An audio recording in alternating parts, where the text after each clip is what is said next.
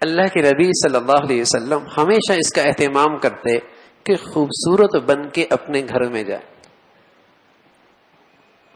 بالوں کو سنوارتے تھے، داڑھی کو کنگھی کیا کرتے تھے، تیل لگایا کرتے تھے، ہمیشہ خوشبودار رہا کرتے تھے. حضرت ابن عباس فرمایا کرتے تھے جب میں یہ چاہتا ہوں کہ میری بیوی میرے لیے اچھی بن کے رہے تو اس کی بھی تو چاہت ہے کہ میں بھی اس کے لیے اچھا بن کے رہوں. تو اللہ کے نبی صلی اللہ علیہ وسلم اس کا بہت اہتمام کرتے کہ میں گھر میں اس حال میں نہ جاؤں کہ میرے جسم کے کسی حصے سے بو آ رہی ہو. آپ گھر میں داخل ہوتے مسواک کرتے تھے، اٹھتے تھے مسواک کرتے تھے، وضو کرتے تھے مسواک کرتے تھے.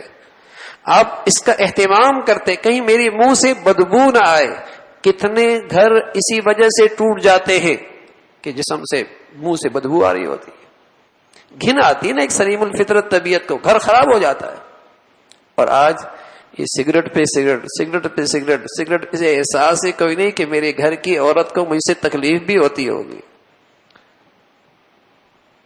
اس کے بھی کچھ احساسات ہیں نا، اس کی بیچاری کے بھی کچھ احساسات ہیں، اس کو کتنا درد ہو رہا ہوگا.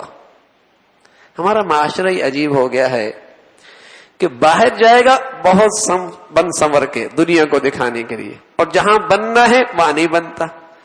تو اسی روش کو اب عورتوں نے بھی اختیار کر لیا. باہر جائیں گی سب کچھ ٹھیک ہے، اندر نکرانی کی طرح.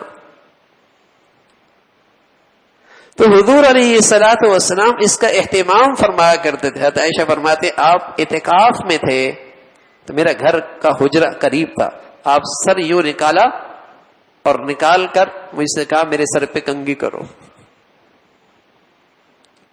کنگھی کرو. حضور علیہ الصلوۃ والسلام کی میں صفیہ فرماتی مالش کر رہی تھی، مالش کر رہی تھی، اتنے میں کچھ عورتیں آئیں، اپنی گھر کی کہانیاں پریشانیاں ذکر کرنے لگ گئی. وہ باتیں کر رہی تھی، آپ کا ہاتھ نیچے آ گیا. فرمانے لگی، اللہ کے نبی فرمانے لگے تم ہاتھوں سے بات کر رہی ہو یا زبان سے؟ اپنے کام میں تو لگی رہو، اپنے کام میں لگی رہو. تو حضور علیہ الصلوۃ والسلام اپنے گھر والوں کے ساتھ اس بے تکلف گھر میں خوش مزاج، خوش مزاج، ہنسی خوشی کی باتیں، مسکرانا، دل جوئی،